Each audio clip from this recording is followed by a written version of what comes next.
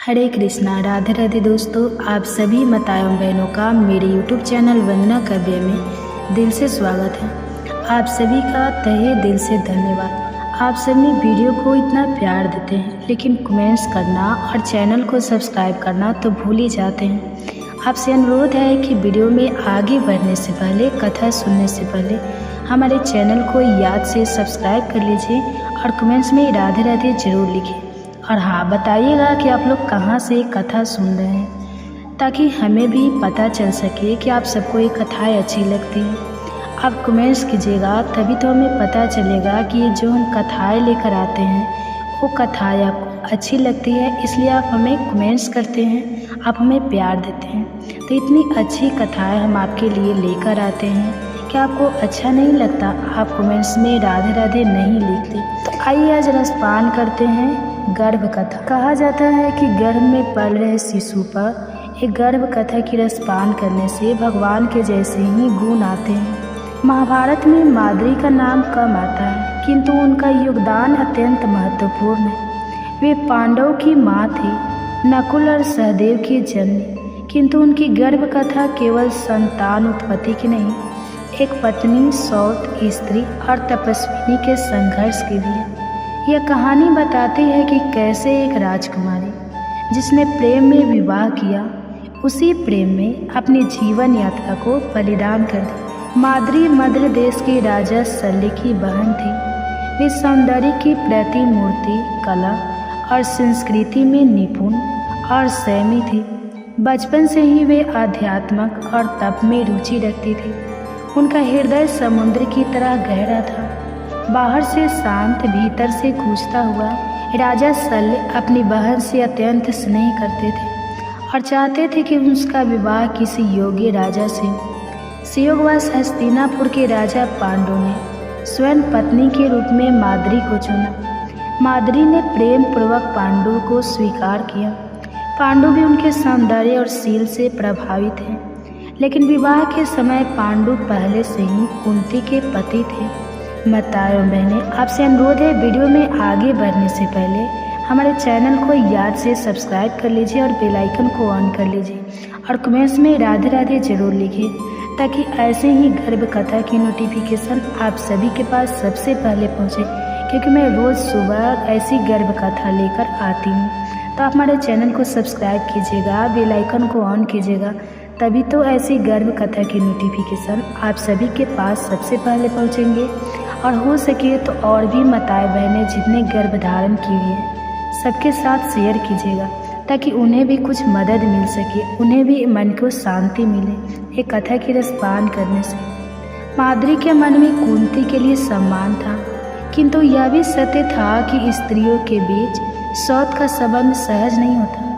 माद्री ने इस संबंध को सौम्यता और धैर्य से निभाया, लेकिन कुंती के प्रभाव के आगे उनका स्थान गौण होता चला गया। राजा पांडु ने वन में तप करने का निर्णय लिया और दोनों पत्नियां कुंती और माद्री उनके साथ गई। यह समय माद्री के लिए तपस्विनी बनने का था।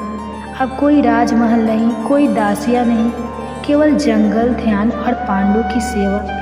वही एक दिन पांडु ने भूलवश एक मृग को मार दिया, जो वास्तव में एक ऋषि था। उसने श्राप दिया कि यदि पांडु अपनी पत्नी से संभोग करेंगे तो उनकी मृत्यु निश्चित होगी। पांडु इस श्राप से अत्यंत दुखी हुए। वह संतान के बिना वंश समाप्त होते देख रहे थे। तब कुंती ने अपना रहस्य खोला। ऋषि दुर्वासा द्वारा दिया गया वह मंत्र, जिससे वह देवताओं से संतान पा सकती थी। पांडु प्रसन्न हुए और कुंती ने मंत्र का उपयोग कर धर्मराज, यम, वायु और इंद्र से तीन पुत्रों युधिष्ठिर, भीम और अर्जुन को जन्म दिया। माद्री यह सब देखती रही। उनके मन में संतुलन बना रहा। कुंती के लिए ईर्ष्या नहीं, परंतु स्वयं माँ बनने की तीव्र आकांक्षा थी। उन्होंने विनम्रता से कुंती से आग्रह किया कि वह भी यह मंत्र उपयोग कर सके। कुंती ने अपनी उदारता दिखाई और मंत्र माद्री को सौंपा, यह वचन लेकर कि वह केवल एक बार प्रयोग करेगी। माद्री ने मंत्र का जाप करते हुए अश्विनी कुमारों, नसत्य और दर्शन को स्मरण किया। देवताओं ने प्रकट होकर उन्हें वरदान दिया कि कि उनके गर्भ से 2 दिव्य पुत्र उत्पन्न होंगे। कुछ समय पश्चात माद्री के गर्भ से नकुल और सहदेव का जन्म हुआ। एक सुंदर, निपुण, तेजस्वी और बुद्धिमान पुत्रों की जोड़ी। माद्री का मातृत्व पूर्ण हुआ, लेकिन उनके मन में संतान की संख्या को लेकर एक उपराध बोध उत्पन्न हुआ, क्योंकि उन्हें लगा उन्होंने कुंती के वचन का अतिक्रमण किया। अब 5 पांडव की माँ कुंती और माद्री थी, लेकिन समाज में मातृत्व का श्रेय प्रायः पहली पत्नी को मिलता है। माद्री के लिए यह दुविधा थी। वे माँ थी, फिर भी दूसरी माद्री ने अपने पुत्रों के प्रति ममता को कभी कुंती से नहीं छिपाया, लेकिन कभी किसी प्रकार का विरोध नहीं किया। वे जानती थी कि मातृत्व केवल जन्म से नहीं, पालन से भी पूर्ण होता है। वर्षों बीते, पांडवों की वासना पर नियंत्रण ढीला पड़ा। एक वसंत ऋतु की मधुर बेला में माद्री के सौंदर्य से अभिभूत होकर पांडु ने उन्हें आलिंगन किया। श्राप सत्य हुआ, पांडु की वही मृत्यु हो गई। माद्री सत्यबद्ध रह गई। वे जानती थी कि उनका सौंदर्य पांडु के अंत का कारण बना। कुंती अब 5 बच्चों के साथ अकेली थी। माद्री ने निर्णय लिया कि वह सती होकर अपने पति का साथ निभाएगी। उन्होंने कुंती से प्रार्थना की कि वह 5 पुत्रों की परवरिश करे, क्योंकि कुंती अधिक सक्षम थी। माद्री अग्नि में प्रवेश कर गई, न केवल पत्नी के रूप में बल्कि आत्मगालिन से मुक्ति की साधिका बनकर। माद्री की मृत्यु के बाद नकुल और सहदेव ने कभी माँ का चेहरा नहीं देखा। कुंती ने उन्हें भी युधिष्ठिर, भीम और अर्जुन की तरह पाला। माद्री की छवि एक अदृश्य छाया की तरह पुत्रों के जीवन में रही, एक ऐसी माँ जो उनकी स्मृति में कभी पूरी तरह उभर नहीं पाई।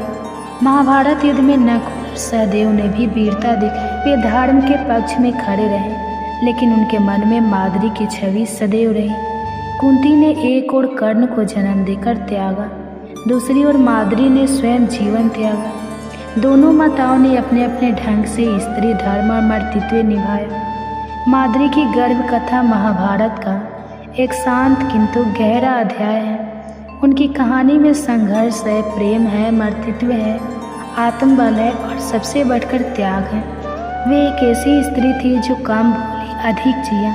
उनका त्याग मौन था, लेकिन प्रभाव अमिट। स्त्री जब माँ बनती है तो वह केवल एक जीव को जन्म नहीं देती, वह अपने भीतर एक संसार रचती है।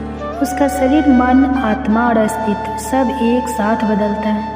यह कथा है ऐसी ही एक स्त्री की जिसने गर्भ के हर क्षण को जिया, सहा और अपने भीतर के ब्रह्मांड को जन्म दिया। गांव का नाम था सरसोपुर। हरियाली, पीली सरसों के खेत, कुएं की खरखर और मंदिर की आरती में लिपटी एक छोटी सी बस्ती, वही रहती थी सावित्री। सावित्री एक साधारण लड़की, सादगी में सजी, स्वभाव में सौम्य।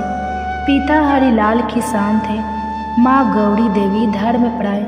सावित्री पढ़ाई में होशियार थी, लेकिन किस्मत ने उसे 10वीं के बाद घर की चौखट से बांध दिया। उसका विवाह हुआ रघुवीर से, पास के गांव का एक शिक्षक था। शादी धूमधाम से हुई। सावित्री अपने सपनों की गठरी बांधकर ससुराल आई। सास ज्योति देवी, ससुर धर्मपाल और जेठ जेठानी का भरा पूरा परिवार। लेकिन सपनों की गठरी खुलते ही उसके सामने आया कर्तव्य, मर्यादा और परंपराओं का गाढ़ा जाल। पति रघुवीर समझदार थे, लेकिन भावनाएं शब्दों से दूर रहती। सावित्री का मन धीरे धीरे घर की दीवारों से बातें करने लगा। शादी के 2 साल बाद सावित्री को उल्टियाँ होने लगी। कमजोरी बढ़ी। गांव की दाई ने मुस्कुराते हुए कहा, बधाई हो बहू, भगवान ने कोख भरी है। वह क्षण अनजाना था, भीतर कुछ हल्का कुछ भारी हुआ। रघुवीर ने सिर हाथ पर हाथ फेरते हुए कहा, अब तुम केवल मेरी पत्नी नहीं, एक माँ बनने वाली हो। सावित्री की आंखें भीग गई। पहले महीने में सब कुछ नया था। उसकी माँ गौरी देवी आई, समझाया, बहू अब हर बात में सावधानी, हर निवाला अब 2 के लिए है। गांव की स्त्रियां भी आकर सलाह देने लगी, क्या खाना है क्या नहीं। कुछ ने पुराने टोटके बताए, कुछ ने देवी की पूजा के नियम समझाए। सावित्री उन सबके बीच खुद को तलाश रही थी। क्या मैं अब वही रहूँगी? क्या अब मेरा जीवन किसी और के लिए होगा? तीसरा महीना आते आते सावित्री का शरीर बदलने लगा। जी मिचलाना, चक्कर, भूख अचानक बढ़ना और भावनाओं का जवाब। रात को चुपचाप आंगन में बैठती, अपनी हथेली पेट पर रखकर सोचती, तू कौन है मेरे भीतर? क्या तू मुझे जानता है? वो अब खुद से बात करने लगी थी। गर्भ के साथ ही रिश्ते बदलने लगे। सास अब उसके खाने पीने का ख्याल रखती, लेकिन जेठानी की ईर्ष्या आंखों में थी। रघुवीर अब थोड़ा और खामोश हो गए थे। शायद वो इस नए रूप से डर रहे थे। एक पत्नी जो अब माँ बन रही थी। सावित्री ने जाना गर्भ केवल शरीर में नहीं, मन में भी पलता है। एक दिन मंदिर में आरती के समय पुजारी ने कहा, गर्भ का मतलब केवल बच्चा नहीं होता, ब्रह्मांड भी वही से जन्मता है। माँ बनना शिव शक्ति का संयोग है। उस रात सावित्री ने सपना देखा, एक देवी जिनके गर्भ में नदियाँ बह रही थी, सूर्य निकल रहा था और चांदनी मुस्कुरा रही थी। वह सुबह से कुछ और हो गई थी। अब वह गर्भ को एक कर्तव्य नहीं, एक साधना मानने लगी। छठे महीने एक दिन पेट में एक कोमल हिलचल, जैसे किसी ने हल्के से दस्तक दी हो। सावित्री की आंखों से आंसू बह निकले। वो दौड़कर रघुवीर के पास गई। उसने मुझे छुआ है पहली बार। रघुवीर की आंखें चमक उठी। उन्होंने अपने हाथ पेट पर रखा। उस पल वे दोनों पहली बार एक जैसे लगे, एक माँ और एक पिता। एक दिन सावित्री खेत में गिरी। ताई ने कहा, ध्यान रखना बहू, अब बच्चा थोड़ा कमज़ोर हो गया है। घर में तनाव छा गया। रघुवीर चिंता में डूब गए। सास हर चीज़ पर टोका टाकी करने लगी। सावित्री खुद को दोषी समझने लगी। वो अपने भीतर गहराई में उतरने लगी। हर दिन एक डर, हर रात एक दुआ। अब 9वां महीना चल रहा था। सावित्री दिन में रामचरितमानस पढ़ती, श्रीमद् भागवत मात सुनती और रात्रि को लोरी गाती। अपने गर्भस्थ शिशु के लिए उसका मन अब शांत हो गया था। उसने भीतर से माँ बनने की तैयारी कर ली थी। हर स्त्री के जीवन में यह समय एक साधना होता है, भविष्य को जन्म देने की साधना। पूर्णिमा की रात थी। चांद आसमान पर पूरी उत्साह से खिला था। सावित्री की पीड़ा शुरू हुई। दाई, सास और गांव की स्त्रियां एकत्र हुई। पूरी रात सिसकियों, मंत्रों और हिम्मत के बीच बीती। प्रभात होते होते किलकारी गूंजी। सावित्री माँ बन चुकी थी। एक कन्या ने जन्म लिया। उसने उस नन्ही जान को अपनी छाती से लगाया और धीमे से कहा, तू ही मेरा दूसरा जन्म है। बेटी का नाम रखा वेदिका। सावित्री ने ठान लिया कि वो अपनी बेटी को पढ़ाएगी, उसके सपनों को अपने सपनों से बड़ा बनाएगी। अब सावित्री सिर्फ एक माँ नहीं थी, वह एक निर्माता थी जो समाज, सोच और संस्कारों को एक नई दिशा दे सकती है। यह कथा केवल सावित्री की नहीं है, यह हर स्त्री की है जो माँ बनने की पीड़ा और आनंद से गुजरती है। गर्भ केवल शिशु का नहीं होता, वह स्त्री का भी पूर्ण जन्म होता है।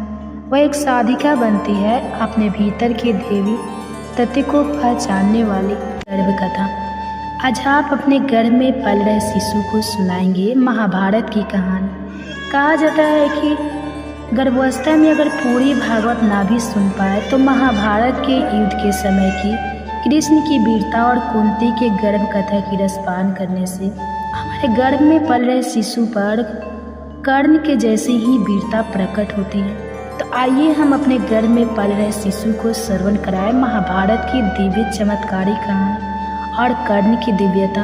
अगर कहानी अच्छी लगेगी तो वीडियो को लाइक कीजिएगा और चैनल पर नए हैं तो चैनल को सब्सक्राइब करके बेल आइकन को ऑन कर लीजिएगा, ताकि ऐसे ही गर्भ कथा की नोटिफिकेशन की वीडियो आप सभी माँ के पास सबसे पहले पहुँचे। हो सके तो ज़्यादा से ज़्यादा शेयर कीजिएगा।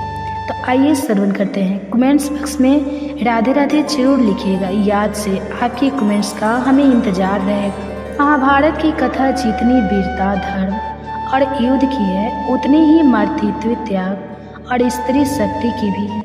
कुंती पांडव की जननी न केवल एक रानी थी, बल्कि वह एक ऐसी स्त्री थी जिनका जीवन संघर्ष, रहस्य और अध्यात्म से भरा था।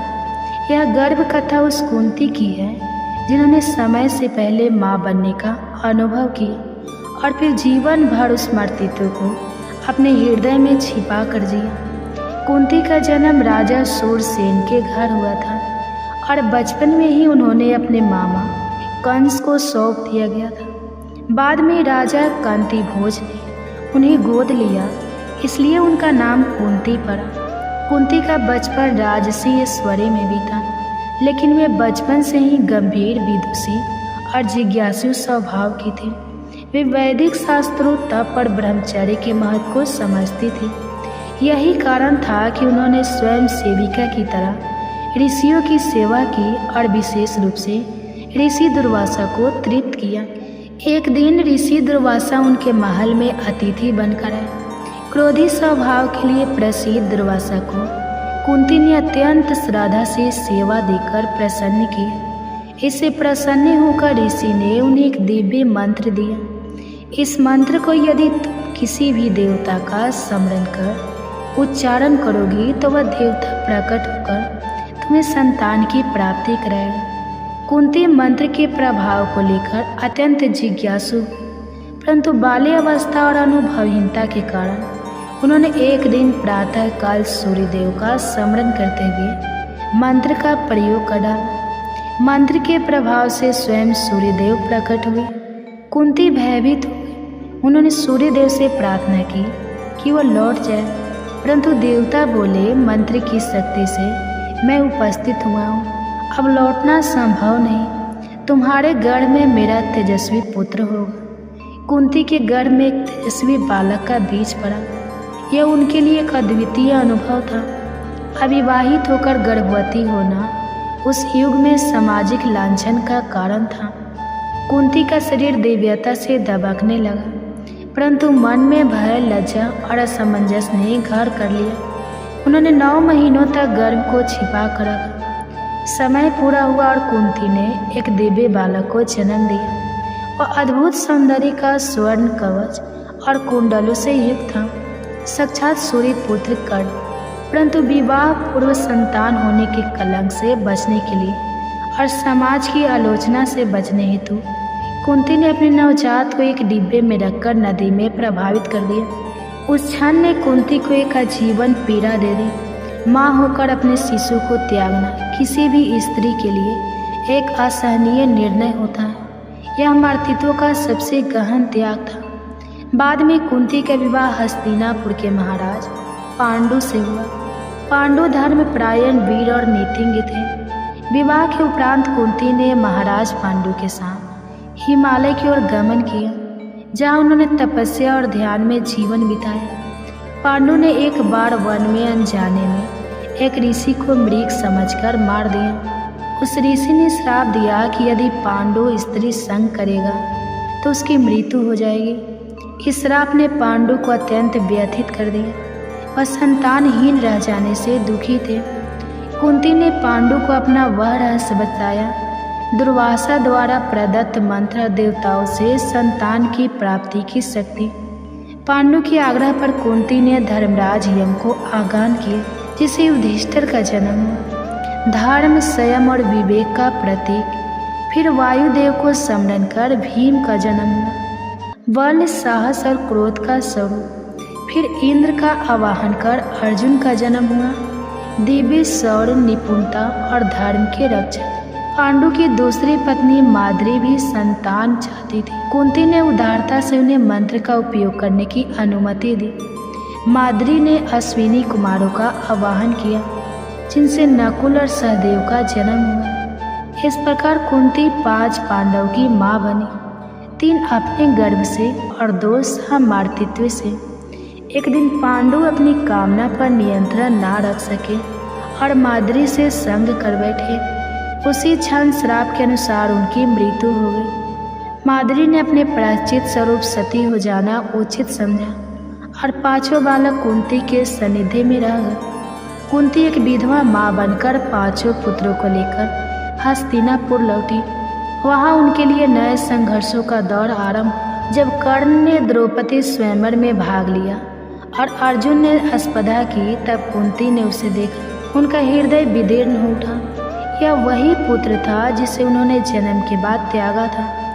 कुंती ने बाद में एकांत में कर्ण से भेंट की, उसे सत्य बताया, लेकिन कर्ण ने अपने दैत्य और पालनकर्ता अधिरथ से मिले प्रेम के कारण पांडव का साथ नहीं दिया।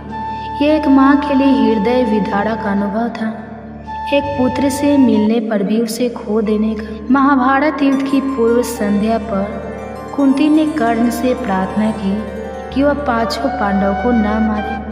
कर्ण ने वचन दिया कि वह अर्जुन को छोड़ किसी पांडव को नहीं मारेगा। यह एक माँ की अंतिम आशा थी जो दो विरोधी पक्षों में बटी हुई थी, एक और उसका त्यागा हुआ पुत्र और दूसरी ओर वे जिनका पालन पोषण उसने किया। कर्ण की मृत्यु के बाद कुंती ने युधिष्ठिर को सत्य बताया कि कर्ण उनका ज्येष्ठ भ्राता था। यह सुनकर युधिष्ठिर को आत्मगालीन हुई और उन्होंने कहा कि अब वे राज सिंहासन नहीं लेंगे। कुंती की स्वीकार रोहित किसी साहसिक निर्णय से कम नहीं थी, परंतु यह भी सत्य था कि अब पछताने से कुछ नहीं बदल सकता था। महाभारत के बाद कुंती ने धृतराष्ट्र, गांधारी और विदुर के साथ वन को प्रस्थान किया। उन्होंने तपस्या की, ध्यान किया और अतः वन में ही अपनी देह त्याग दी। उनका जीवन एक सन्यासिनी का रहा, जिसने नारी होकर भी महानताओं की गाथा। कुंती की गर्भ कथा केवल एक स्त्री की जीवनी नहीं है, वह एक समग्र नारी अनुभव है, जहाँ प्रेम, त्याग, मर्तित्व, साहस, धर्म और पीड़ा सब समाहित है। उन्होंने धर्म के मार्ग पर चलते हुए वह सब सहा जो एक साधारण नारी के लिए असंभव था। कुंती की गर्भ कथा आज भी प्रत्येक स्त्री के हृदय में प्रतिध्वनित होती है, जो अपने जीवन में संघर्षों के बीच मर्तित्व और मर्यादा को साथ लेकर चलती है। उनकी जे गर्भ कथा माताओं बहनें, आपसे अनुरोध है कि वीडियो को पूरा देखिएगा। आधा अधूरा ज्ञान हमेशा आधा अधूरा ही रहता है, इसलिए कभी भी वीडियो को काट कर नहीं देखिएगा और हो सके तो ज़्यादा से ज़्यादा शेयर कीजिएगा, क्योंकि ज्ञान बांटने से ही फल मिलता है। इसीलिए हो सके तो शेयर कीजिएगा, जितने भी माताएं बहनें हैं सबके साथ शेयर कीजिएगा और वीडियो को पूरा देखिएगा शुरू से अंत तक। अच्छी कथाएं हैं, आपको अच्छी लगेगी। कथा श्रवण करने के बाद आपको अच्छा फील होगा, इसलिए वीडियो को ज़्यादा देखिएगा और हो सके तो वीडियो को लाइक करके कमेंट्स में हरे कृष्णा राधे राधे जरूर लिखिएगा और अपना आशीर्वाद हमें कमेंट्स के माध्यम से जरूर दीजिएगा। आप सभी का बहुत बहुत धन्यवाद, जो आप सबने मुझे इतना प्यार देते हैं, मेरे वीडियो को इतना प्यार देते हैं और इतनी गहरे से समझते हैं और कथा की रसपान करते हैं। तो चलिए एक बहुत ही प्रेरणादायक कहानी आज सुना रही हूँ। गर्भ में मिला ज्ञान, अभिमन्यु की एक सच्ची कहानी। आपसे अनुरोध है, हाथ जोड़कर विनती है कि वीडियो को पूरा देखिए शुरू से लेकर अंत तक। अच्छी कहानियाँ हैं, अच्छी लगेगी आपको। गर्भ में पल रहा शिशु भी आनंद लेगा। इसके लिए गर्भवती माता एक शांत अवस्था में बैठ जाए, जहाँ बहुत ज़्यादा डिस्टर्ब ना हो, और अपने दोनों हाथ को मलता से गर्भ पे रख ले और अपने बच्चे को धीरे से बुलाए, आओ आओ मेरे बच्चे, आज मैं तुम्हें एक ऐसी कहानी सुनाने जा रही हूँ जिस गर्भ में ही अभिमन्यु की सच्ची कहानी, जिसने गर्भ में ही चक्रव्यूह वेदना सीख लिया था। क्या तुम जानते हो अभिमन्यु कौन था? आओ मैं तुम्हें आज विस्तार से सुनाने जा रही हूँ। तो चलिए श्रवण करते हैं। क्या आपने कभी सुना है कि एक बच्चा अपनी माँ के गर्भ में ही युद्ध की सबसे जटिल रणनीति सीख गया? न तलवार थी, न कोई गुरुकुल, बस एक माँ थी, उसका प्रेम था और एक पिता की वाणी, जिसे सुनकर एक अजन्मे बालक ने चक्रव्यूह भेदने की कला सीख ली। यह कोई कल्पना नहीं, यह महाभारत का वह सच है जो हमें बताता है कि एक माँ की कोख में भी युद्ध की शुरुआत हो सकती है। और उस बच्चे का नाम था अभिमन्यु। आज की इस कहानी की शुरुआत होती है महाभारत काल के उस अध्याय से, जहाँ प्रेम, भाग्य और भविष्य तीनों एक साथ चल रहे थे। अर्जुन पांडव में सबसे पराक्रमी, सबसे निपुण धनुर्धर उस समय अपने 12 वर्षों के वनवास के अंतिम पड़ाव पर थे। तीर्थ यात्राओं और आत्मचिंतन के माध्यम से वह अपने जीवन को दिशा देने की कोशिश कर रहे थे। उन्होंने अपनी यात्रा के दौरान कई यश मुनियों से ज्ञान प्राप्त किया, लेकिन अतः उनका मार्ग उन्हें ले आया द्वारिका। द्वारिका भगवान श्री कृष्ण की नगरी, धार्मिकता, संस्कृति और संगीत का एक अद्भुत संगम। अर्जुन द्वारिका पहुँचे तो वहाँ का वातावरण पूरी तरह अलग था। समुद्र की लहरें, मंदिरों की घंटियाँ और कृष्ण की नगरी की दिव्यता, यह सब कुछ जैसे उनके थके हुए मन को शांति देने आए हो। और यही उनकी भेंट होती है सुभद्रा से। सुभद्रा भगवान श्री कृष्ण और बलराम की बहन, एक अत्यंत सुंदर, सौम्य, गुणवान और तेजस्वी कन्या। जब अर्जुन ने पहली बार सुभद्रा को देखा, वो भगवान रुक्मणी के मंदिर से लौट रही थी। सफ़ेद वस्त्र, हाथों में पूजा की थाली और चेहरे पर एक शांत तेज। अर्जुन की दृष्टि कुछ क्षणों तक स्थिर रह गई। वो केवल सौंदर्य नहीं देख रहे थे, वो एक ऐसे व्यक्तित्व को देख रहे थे जिसमें भविष्य की माता, भावी रानी और एक वीर योद्धा की जननी छिपी थी। अर्जुन मन ही मन बोल पड़े, यदि स्त्री से कोई पुत्र जन्म ले तो वह निश्चित ही महापुरुष होगा। श्री कृष्ण का दृष्टिकोण, श्री कृष्ण ने अर्जुन की मन स्थिति को भांप गए थे। वे मुस्कुराए और बोले, पार्थ, तू तीर्थों की यात्रा पर निकला था, लेकिन तुझे अपनी संतान का तीर्थ मिलने आया है। सुभद्रा कोई सामान्य कन्या नहीं, वह उस यज्ञ की अग्नि है जिसमें धर्म का बीज अंकुरित होगा। अर्जुन थोड़ा संकोच में थे, क्योंकि सुभद्रा यादव कुल की राजकुमारी थी और बलराम चाहते थे कि सुभद्रा का विवाह गुरु वंश के बाहर हो। लेकिन श्री कृष्ण ने कहा, सच्चा विवाह वही है जहाँ मन और कर्म दोनों शुद्ध हो। सुभद्रा तेरे पति की सहचरी है, तेरे भावी पुत्र की माता है। अब तुझे पहल करनी होगी। सुभद्रा का भी मन मौन में उतर दे रहा था। अर्जुन की विनम्रता, उनकी वीरता और उनका धर्म के प्रति समर्पण, सब कुछ सुभद्रा के हृदय को छू गया था। अर्जुन और सुभद्रा के बीच कुछ दिनों में आत्मीयता बढ़ी। वो एक दूसरे से धर्म, जीवन और भविष्य पर बात करने लगे। एक दिन समुद्र तट पर बैठे हुए सुभद्रा ने अर्जुन से पूछा, क्या आपको कभी डर लगता है युद्ध से? अर्जुन मुस्कुराए, हाँ, जब मैं सोचता हूँ कि मेरे भीतर कोई ऐसी शक्ति ना हो जो मेरी संतति को आगे ले जाए, तब डर लगता है। सुभद्रा बोली, तो हम दोनों एक ऐसा जीवन रचें जहाँ भय नहीं, संस्कार हो। सुविवाह और गर्व की ओर पहला कदम। श्री कृष्ण के आशीर्वाद और योजना से अर्जुन और सुभद्रा का विवाह हुआ। एक दिव्य उत्सव की तरह शंखनाद, मंत्र, पुष्प वर्षा। और उसी दिन भगवान श्री कृष्ण ने सुभद्रा के कान में कहा, अब तू केवल मेरी बहन नहीं, अब तू एक संस्कार देने वाली माँ बनेगी। तेरे गर्भ में जो आत्मा आएगी वो केवल योद्धा नहीं, वो धर्म का पुनर्निर्माण करेगा। और यही से उस कथा की शुरुआत होती है जो केवल युद्ध के मैदान तक सीमित नहीं है, बल्कि गर्भ में शुरू हुई एक महान गाथा कथा है। एक माँ, एक पिता और एक अजन्मे बच्चे के बीच का ऐसा पवित्र सवाल जिसने जन्म दिया अभिमन्यु को। विवाह के कुछ महीनों बाद सुभद्रा ने अर्जुन को वह शुभ समाचार दिया जिसका वह हृदय से इंतजार कर रहे थे। प्रभु, मेरे गर्भ में आपके पुत्र का जीवन अंकुरित हो चुका है। अर्जुन कुछ क्षणों तक मौन रह गए। उनके मन में जैसे कोई अनदेखा दीपक जल उठा।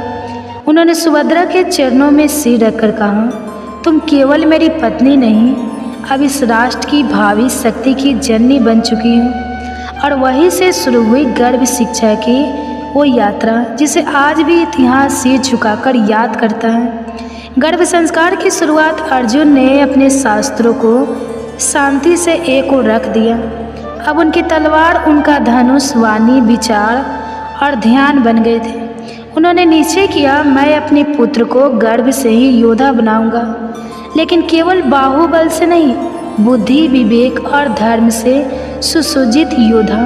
उन्होंने सुभद्रा के लिए एक विशेष कक्ष बनवाया जहाँ रोज वेदों का पाठ होता, शुद्ध वायु प्रभावित होती, मंदिर की घंटियाँ बजती और जहाँ कोई नकारात्मक विचार प्रवेश नहीं कर सकता। चक्रव्यूह की शिक्षा गर्भ के भीतर की पहली कक्षा। एक दिन जब सुभद्रा 7वें महीने में थी, अर्जुन उन्हें लेकर महल के उद्यान में बैठे। चारों ओर नीम की छाया, हरे वृक्षों की मंद हवा और शांत वातावरण में अर्जुन ने कहना शुरू किया, प्रिय, आज मैं तुम्हें वह युद्ध प्रणाली समझाऊंगा जिसे चीर पाना किसी साधारण योद्धा के बस की बात नहीं होती। इसका नाम है चक्रव्यूह। सुभद्रा ने उत्सुकता से कहा, क्या यह रचना युद्ध को जीतने का उपाय है? अर्जुन बोले, नहीं, यह रचना युद्ध को रोकने का उपाय है। जो इसे समझ ले वह शांति तक पहुंच सकता है। और फिर उन्होंने सुभद्रा को बताना शुरू किया कैसे चक्रव्यूह 7 परतों का एक घूर्णशील कवच होता है। हर परत एक भ्रूण है, हर द्वार पर एक महारथी होता है और प्रवेश करते करते योद्धा अपने आप को भूल जाता है। गर्भ में सुन रहा था कोई जब अर्जुन यह सब समझा रहे थे। सुभद्रा तो केवल श्रोता थी, लेकिन कोई और था जो हर शब्द को आत्मा की गहराई से सुन रहा था। वो था अजन्मा अभिमन्यु। गर्भ में परंतु पूर्ण चेतना में जैसे जैसे अर्जुन चक्रव्यूह की परतों की बात करते, अभिमन्यु की गति बढ़ती जाती। सुभद्रा ने अर्जुन का हाथ पकड़ा और कहा, मुझे लगता है मेरा गर्भ मुझे उत्तर दे रहा है। अर्जुन मुस्कुराए और बोले, वह कोई साधारण आत्मा नहीं है, उसे यह ज्ञान अब आत्मा की स्मृति में अंकित हो रहा है। अधूरी शिक्षा एक नियति लेकर जब अर्जुन 7वीं परत तक पहुँचे और बाहर निकलने की विधि बताने ही वाले थे, सुभद्रा को अचानक नींद आने लगी। गर्भ का भार, मौसम की गर्मी और गढ़ ज्ञान की थकान, सुभद्रा सो गई। अर्जुन ने भी बात रोक दी, पर शायद नियति को यही मंजूर था। अभिमन्यु ने चक्रव्यूह में प्रवेश करना सीख लिया था, पर निकलने का मार्ग अधूरा रह गया। पर श्री कृष्ण की दृष्टि में यह भी पूर्ण था। शाम को श्री कृष्ण महल आए। उन्होंने सुभद्रा के सोते हुए चेहरे को देखा, फिर अभिमन्यु के गर्भ की ओर दृष्टि की, मुस्कुराकर बोले, बालक ने जितना सुन लिया वही योगों के लिए पर्याप्त है, क्योंकि इसमें केवल अर्जुन की वाणी नहीं थी, इसमें माँ की उपस्थिति, प्रेम और शक्ति भी समाहित थी। उन्होंने सुभद्रा के सिर पर हाथ रखा और कहा, यह बालक तुम्हारे गर्भ से नहीं, तुम्हारी श्रद्धा से जन्म लेगा और यहीं से बन गया वह आधार जिस पर जन्मा इतिहास का सबसे तेजस्वी योद्धा अभिमन्यु। तो दोस्तों, आज आपने सुना कि कैसे अर्जुन ने गर्भवती सुभद्रा को चक्रव्यूह की जटिल रचना समझाई और कैसे माँ के गर्भ में पल रहा बालक अभिमन्यु हर शब्द को आत्मा में उतारता चला गया, लेकिन वो ज्ञान अधूरा रह गया। कहते हैं जन्म तो हर कोई लेता है, लेकिन कुछ जन्म इतिहास की दिशा मोड़ने आते हैं। आज हम बात कर रहे हैं अभिमन्यु की, जिसने गर्भ में ज्ञान पाया और जन्म लेकर उसे धर्म की रक्षा के लिए शस्त्र बन लिया।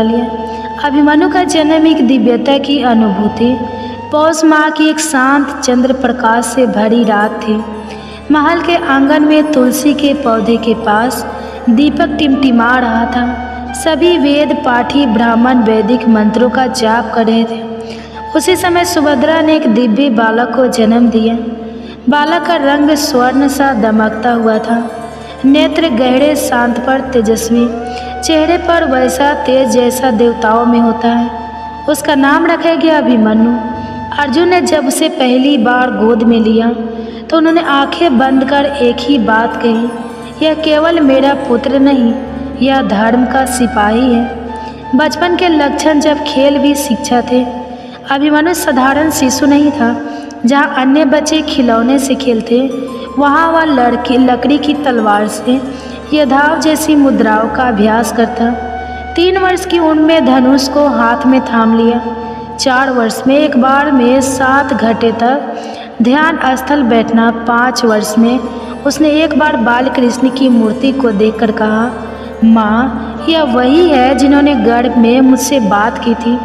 सुभद्रा शतबद्ध रह गई। उन्हें समझ आ गया अभिमन्यु को केवल जन्म नहीं मिला है, उसे स्मृति भी मिली है। गर्भ में सुनी गई हर बात अब उसके व्यवहार, भाव और विचार में उतर चुकी थी। शिक्षा का प्रारंभ गुरु कृपाचार्य और गुरु दौरे। अर्जुन ने तय किया कि अभिमन्यु को महर्षि कृपाचार्य से शिक्षा दिलाई जाएगी।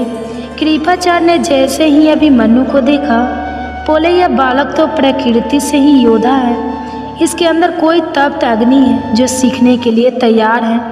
कृपाचार्य ने उसे ध्वनि की दिशा से शत्रु को पहचानना, घोड़े की चाल समझना और सामरिक ध्यान सिखाना शुरू किया। 10 वर्ष की उम्र में वह गुरु द्रोणाचार्य के आश्रम पहुंचा, जहां भीष्म, कर्ण और द्रोण स्वयं उसकी प्रतिभा देखकर चकित हो गए। द्रोण ने कहा, यदि अर्जुन की छाया को देखना हो तो अभिमन्यु को देखो, लेकिन ध्यान रहे यह केवल छाया नहीं, यह अपने आप में प्रकाश है।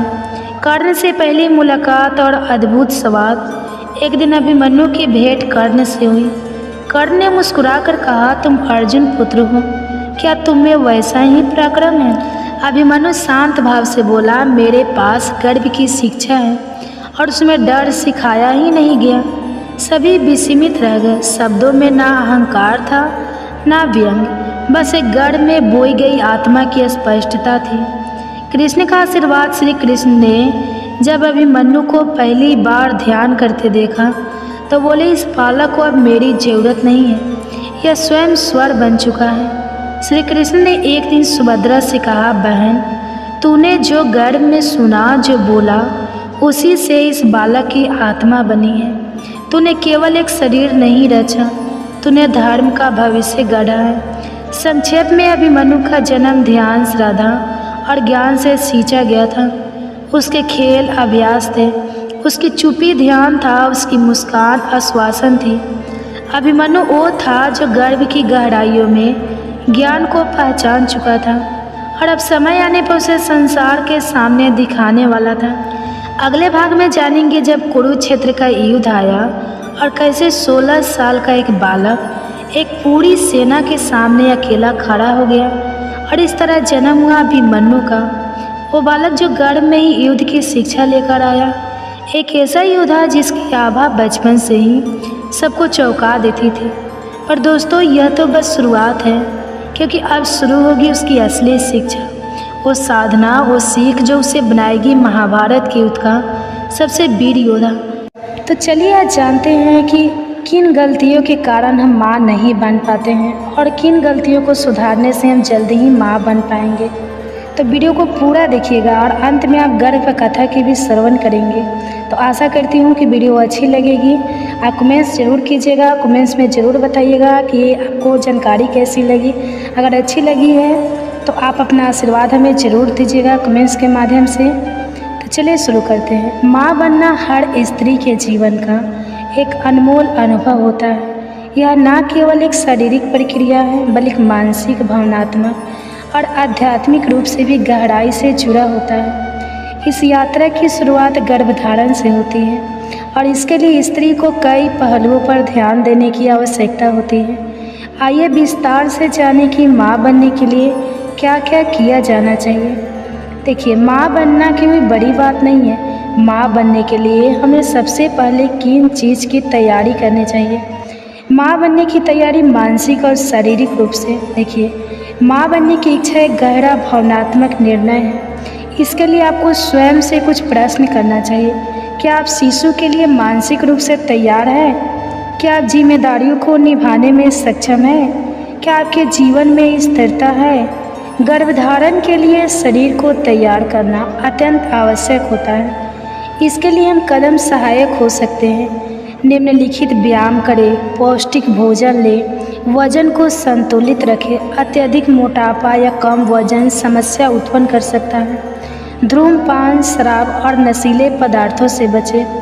गर्भधारण की योजना बनाते समय एक स्त्री रोग विशेषज्ञ गायनोकोलॉजिस्ट से मिलना बहुत जरूरी है। डॉक्टर आपके मासिक धर्म चक्र, अंडोत्सर्ग की स्थिति और अन्य आवश्यक पहलुओं की जांच करेंगे। जरूरी कुछ टेस्ट करेंगे। हीमोग्लोबिन, शुगर, थायराइड टेस्ट, यौन संचारित रोगों की जांच करेंगे। पैल्विक अल्ट्रासाउंड कराएंगे। यूरिन और ब्लड टेस्ट कराएंगे। रूबेला, हेपेटाइटिस इत्यादि की बहुत ऐसे जांच है जो डॉक्टर की सहायता से कर सकते हैं। गर्भधारण के लिए सही समय का चयन करना महत्वपूर्ण होता है। मासिक चक्र में एक विशेष अवधि होती है जिसमें गर्भधारण की संभावना अधिक होती है। देखिए, मासिक धर्म के पहले दिन से गिनते हुए 11वें से 18वें दिन तक अंडोत्सर्ग की संभावना होती है। इस दौरान संभोग करने से गर्भधारण की संभावना बढ़ जाती है। देखिए, अंडोत्सर्ग के पहचानने के तरीके हैं हल्का पेट दर्द, शरीर का तापमान बढ़ना, स्वाइकल म्यूकस में परिवर्तन, ओव्यूलेशन किट से जांच करना। आहार और जीवन शैली में सुधार करते हैं। संतुलित आहार, प्रोटीन, दाल, अंडा, दूध ले, इससे प्रोटीन शरीर में बनी रहती हैं। फोलिक एसिड, हरी सब्जियां, फलियां, ये सब ले। आयरन के लिए पालक, चुकंदर ले सकते हैं। विटामिन डी, विटामिन B12, भरपूर पानी पिए। प्राणायाम, ध्यान और हल्का योग गर्भधारण की संभावना बढ़ाते हैं। मानसिक तनाव कम होता है, शरीर लचीला और स्वस्थ रहता है। जीवन साथी का सहयोग और भावनात्मक सामंजस्य, साथी की भूमिका भी इसमें पूरी होनी चाहिए। पति पत्नी दोनों को एक दूसरे का भावनात्मक सहयोग करना चाहिए। खुलकर संवाद करें, एक दूसरे को समझें और तनाव न बनाएं। संतुलित यौन जीवन, नियमित संभोग करें। विशेषकर ओव्यूलेशन के समय प्यार और विश्वास की भावना बनी रहे। गर्भधारण न होने की स्थिति में क्या करें? 6 महीने से 1 साल प्रयास के बाद भी गर्भ ना ठहरे तो दोनों पार्टनर को टेस्ट कराना चाहिए। स्पर्म काउंट, फैलोपियन ट्यूब की जांच, हार्मोनल संतुलन देखिए। दवाइयों द्वारा ओव्यूलेशन को नियंत्रित करना चाहिए। आयुर्वेदिक चिकित्सा, पंचकर्म से होम्योपैथी विकल्प ले। आयुर्वेदिक औषधियाँ ज़्यादा से ज़्यादा इसमें काम करती हैं। अश्वगंधा तनाव कम करती है। शतावरी प्रजनन क्षमता बढ़ाती है। पुनर्वा गर्भाशय को स्वस्थ रखती है। गौमूत्र और हार्मोन संतुलन में सहायक करती हैं। और घरेलू उपाय से करना चाहते हैं तो खजूर और दूध, ये है शरीर को ताकत देता है। मेथी के बीज मानसिक धर्म नियमित करते हैं। हरी सब्जियों और मौसमी फलों का सेवन करना चाहिए।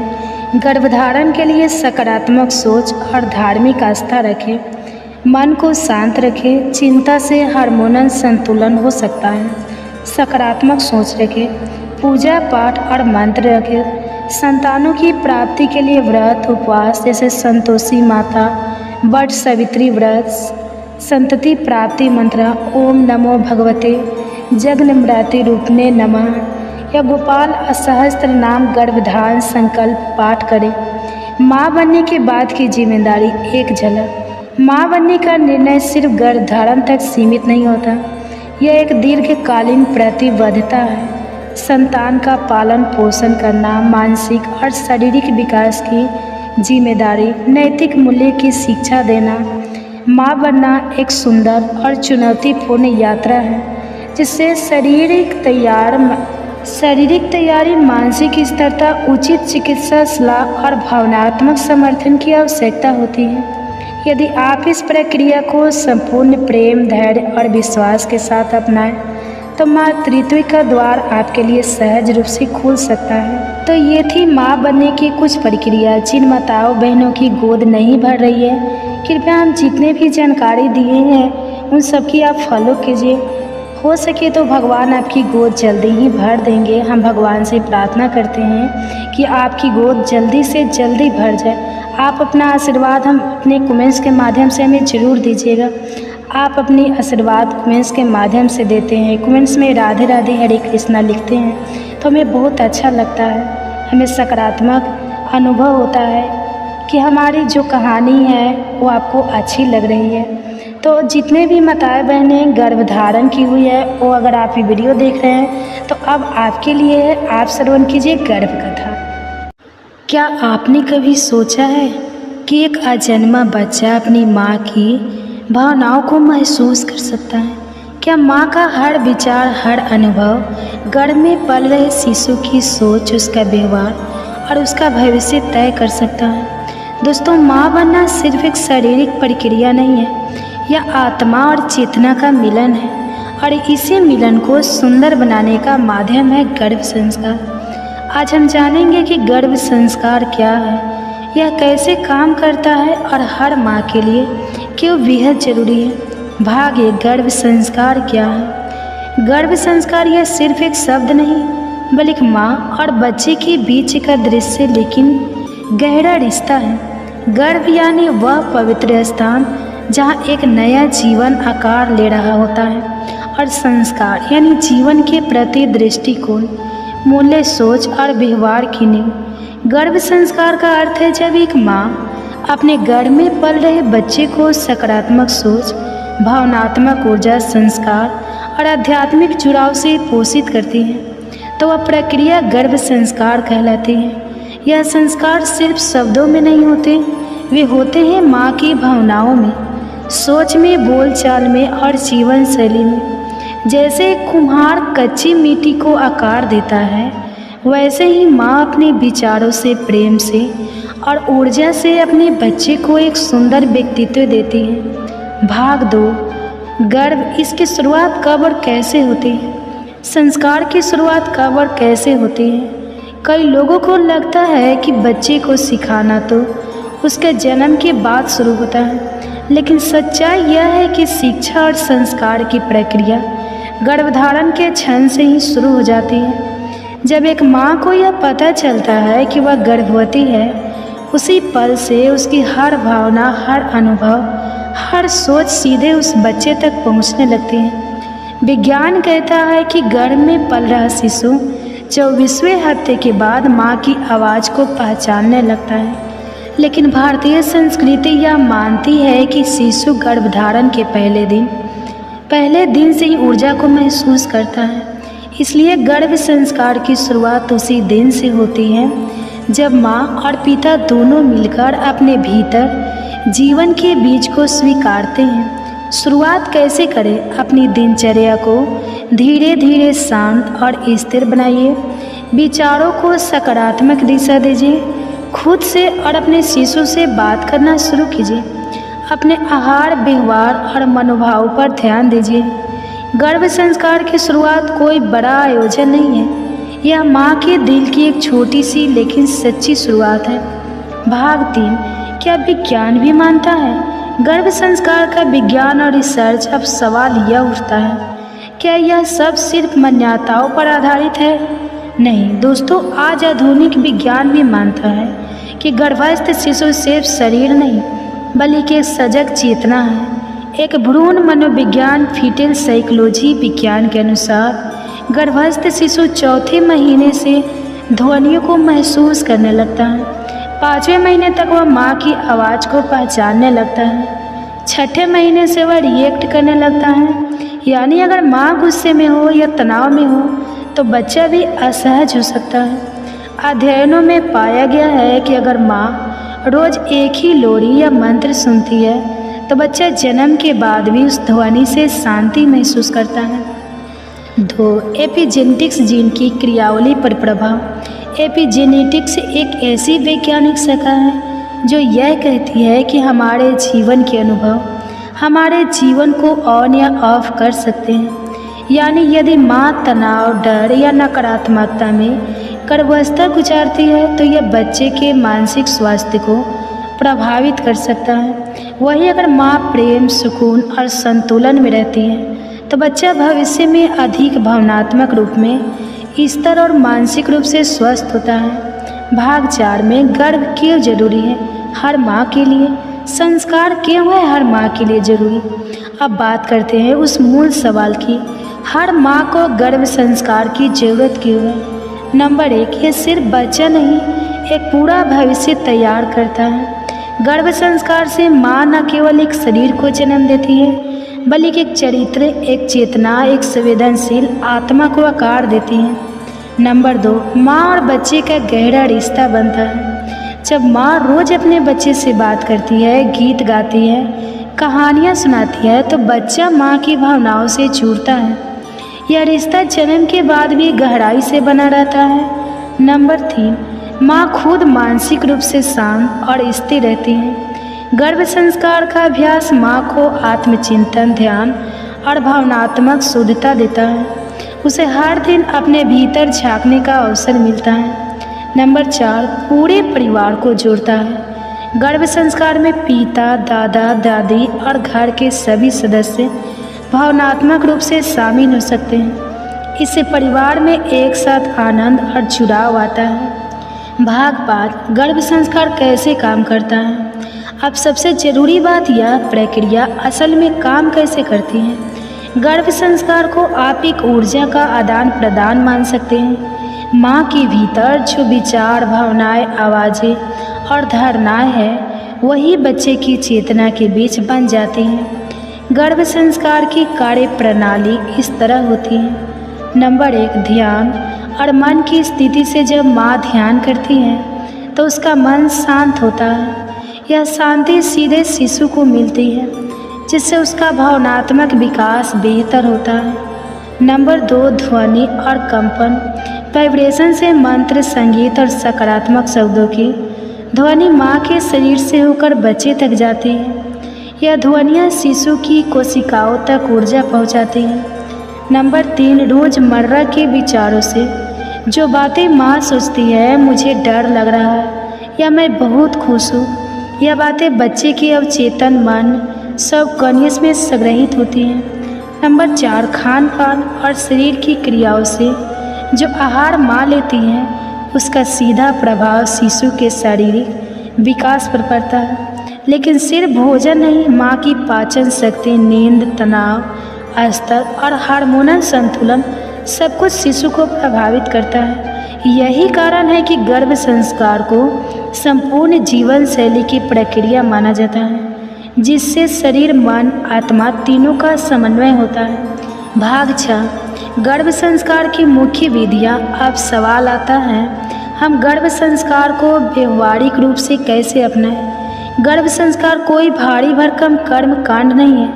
ये तो प्रेम, ध्यान और सहजता से की जाने वाली एक सुंदर दिनचर्या है। यहाँ कुछ प्रमुख विधियाँ और अभ्यास दिए जा रहे हैं जिन्हें हर माँ और पिता भी अपनी दिनचर्या में शामिल कर सकते हैं। नंबर 1, ध्यान और प्राणायाम। Meditation and breathing. दिन की शुरुआत 10 से 15 मिनट के ध्यान और गहरी श्वास से करें। यह माँ के मन को शांत करता है और गर्भस्थ शिशु को स्थिर ऊर्जा देता है। ध्यान के दौरान कल्पना करें कि एक सुनहरी रोशनी आपके गर्भ में फैल रही है और शिशु को सुरक्षा और प्रेम दे रही है। नंबर 2, सकारात्मक स्वाद, पॉजिटिव अफमेंजस। रोज शिशु से प्रेम से बात करें। तुम स्वस्थ और खुश हो, तुम जीवन में सुंदर कार्य करोगे, मैं तुम्हें प्यार देती हूँ। यह स्वाद बच्चे के अवचेतन में गहराई से बसता है। नंबर 3, मंत्र और संगीत। मंत्र और म्यूजिक थेरेपी। सुबह या शाम गायत्री मंत्र एवं शांत धुन या शक्ति संगीत सुने। वैज्ञानिक शोध भी बताते हैं कि शांत संगीत भ्रूण की हृदय गति को स्थिर करता है। माँ के गाना गाए भजन या लोरी जन्म के बाद भी शिशु को पहचान में आते हैं। नंबर 4, प्रेरणादायक पढ़ाई और ग्रंथ श्रवण। रामायण, महाभारत, भागवत गीता जैसे ग्रंथों की कहानियाँ और शिक्षाएं माँ खुद पढ़े या सुने। माँ जो सोचती, पढ़ती और महसूस करती है, बच्चा उसे आत्मसात करता है। नंबर 5, अच्छी कहानियों और पॉजिटिव म्यूजिक। प्रेरणात्मक फिल्में, नैतिक कहानियाँ और संभव स्वाद वाले प्रोग्राम देखें। टीवी और मोबाइल पर नकारात्मकता से बचें क्योंकि माँ की मानसिक स्थिति बच्चों को भी प्रभावित करती है। नंबर 6, सात्विक आहार और दिनचर्या। घर का ताज़ा, हल्का, पौष्टिक और सात्विक भोजन लें। तले भुने, भारी और कृत्रिम भोजन पदार्थों से बचें। समय पर सोना और उठना शारीरिक और मानसिक रूप से जरूरी है। नंबर 7, चित्रकला, हस्तकला या संगीत जैसे क्रिएटिव कार्य। कुछ माएँ गर्भावस्था में चित्र बनाना, कविता लिखना, गुनगुनाना शुरू करती हैं। यह सभी कार्य मन की ऊर्जा को संतुलित करते हैं जिससे बच्चे पर सकारात्मक प्रभाव पड़ता है। भाग 7, शास्त्र और इतिहास में गर्भ संस्कार का उल्लेख। गर्भ संस्कार कोई नया विचार नहीं है, यह हमारे वेदों, पुराणों और महाकाव्यों में विस्तार से वर्णित है। नंबर 1, महाभारत में अभिमन्यु की कथा कहा जाता है कि अर्जुन अपनी पत्नी सुभद्रा को युद्ध की रणनीति समझा रहे थे। गर्भस्थ अभिमन्यु वह बातें ध्यान से सुन रहा था, इसी कारण उसने चक्रव्यूह भेदना सीखा, भले ही वह बाहर निकलने का हिस्सा ना सुन सका। इसका संदेश है, गर्भस्थ शिशु सुनता है, समझता है और सीखता है। नंबर 2, रामायण में कौशल्या की भूमिका। भगवान राम के जन्म से पहले माँ कौशल्या ने व्रत, मंत्र, जाप और सदाचरण को अपनाया। परिणाम स्वरूप राम एक मर्यादा पुरुषोत्तम बने, आदर्श और नीति से भरे। नंबर 3, वेदों और उपनिषदों में वर्णन हमारे शास्त्रों में 16 संस्कारों की बात होती है। उनमें से पहला ही गर्भधान संस्कार है। यह बताना है कि जीवन की शुरुआत ही संस्कारों से होनी चाहिए। भाग 8, पिता की भूमिका क्या होती है। बहुत से लोग मानते हैं कि गर्भावस्था केवल माँ की जिम्मेदारी है, लेकिन सच्चाई यह है कि पिता का योगदान उतना ही महत्वपूर्ण होता है। नंबर 1, माँ को भावनात्मक सहारा देना। जब पति अपनी पत्नी को समझता है, उसके मूड स्विंग्स, डर या असहजता को महसूस करता है, तो माँ का मन शांत और सुरक्षित रहता है। नंबर 2, बच्चे से संवाद करना। पिता भी गर्भस्थ शिशु से रोज कुछ बातें कर सकते हैं। पापा तुमसे बहुत प्यार करते हैं, हम तुम्हारे आने का इंतज़ार कर रहे हैं। इससे बच्चा पिता की आवाज़ से भी जुड़ाव महसूस करता है। नंबर 3, घर का वातावरण सकारात्मक बनाना। गुस्सा, लड़ाई या तनाव का माहौल शिशु को डरा सकता है। पिता अगर घर में खुशहाली, सहयोग और समझदारी का वातावरण बनाए रखते हैं, तो गर्भ संस्कार और भी असरदार होता है। भाग 9, इसे दिनचर्या में कैसे शामिल करें। Positive routine. अब बात करते हैं सबसे ज़रूरी पहलू की, गर्भ संस्कार की रोज़ की ज़िंदगी में शामिल कैसे करें। इसका उत्तर बहुत सरल है, ध्यान से, प्रेम से और धीरे धीरे। यहाँ एक सिंपल लेकिन असरदार डेली रूटीन है, जिसे हर माँ और परिवार अपनाकर गर्भ संस्कार को सफल बना सकते हैं। सुबह की शुरुआत, सुबह उठते ही 7 संगीत या मंत्र सुने, जैसे गायत्री मंत्र, ओम या हल्की बांसुरी। 10 से 15 मिनट ध्यान करें। गहरी सांस लेते हुए अपने गर्भस्थ शिशु को प्रेम की रोशनी से घेरें। मैं खुश हूँ, मेरा बच्चा भी खुश है, जैसे पॉजिटिव वाक्य दोहराएं। दोपहर भोजन के बाद कोई अच्छी किताब पढ़ें, जैसे धार्मिक कथा, प्रेरणादायक जीवनचर्या या माता सीता, गर्गी जैसी शक्तिशाली स्त्रियों की कहानियाँ। एक बार जरूर अपने बच्चे से बात करें, बेटा आज की कहानी तुम्हारे लिए है। शाम का समय थोड़ा सैर करें, हल्के आसन जैसे वृक्षासन या तारासन परिवार के साथ कुछ समय हंसी मजाक या बातचीत में बिताएं। दिन भर की कोई अच्छी बात बच्चे से शेयर करें। आज मैंने गुलाब को मुस्कुराते देखा, तुम भी वैसे ही खिलना। रात को सोते समय शांत संगीत या लोरी सुने। हाथ गर्भ पर रखकर 3 से 4 मिनट ध्यान करें। दिल से कहे, मैं तुम्हें प्यार करती हूँ। बेटा आज का दिन सुंदर रहा। बस ये छोटी छोटी बातें मिलकर एक महान गर्भ संस्कार प्रक्रिया बन जाती है। भाग 10, संस्कार से जुड़े आम मिथक और उनकी सच्चाई। मिथक एक गर्भ संस्कार सिर्फ धार्मिक लोगों के लिए होता है। सच्चाई, गर्भ संस्कार एक मानसिक और भावनात्मक प्रक्रिया है, चाहे व्यक्ति किसी भी धर्म का हो या हर माँ के लिए उपयोगी हो। मिथक 2 बच्चा तो कुछ नहीं समझता, यह सब फालतू है। सच्चाई, विज्ञान ने साबित किया है कि गर्भ में पल रहा शिशु ध्वनियाँ सुन सकता है, माँ की भावनाओं को महसूस कर सकता है और उनसे प्रभावित भी होता है। मिथक 3, यह सब करने के लिए बहुत टाइम चाहिए। सच्चाई, गर्भ संस्कार को आप अपनी मौजूदा दिनचर्या में आसान तरीक़ों से शामिल कर सकते हैं। सिर्फ 15 से 30 मिनट भी बहुत असरदार होते हैं। मिथक 4, यह सिर्फ महिला की जिम्मेदारी है। सच्चाई, गर्भ संस्कार एक पारिवारिक प्रक्रिया है। इसमें पिता, दादा, दादी, भाई बहन सभी शामिल होकर बच्चे को स्नेह और सुरक्षा का वातावरण दे सकते हैं। भाग 11, गर्भ संस्कार से बच्चे पर क्या प्रभाव होता है। आप जानते हैं आखिर इन सारी बातों का बच्चे पर असर कैसे पड़ता है। गर्भ संस्कार के कारण बच्चे में यह गुण विकसित हो सकते हैं। नंबर 1, बुद्धिमत्ता। बुद्धिमत्ता में वृद्धि। जो बच्चे गर्भ में अच्छे संगीत, कहानियों और पॉजिटिव वाइब से पोषित होते हैं, उनका तार्किक और भावनात्मक विकास तेज होता है। नंबर 2, आत्मविश्वास और स्थिरता।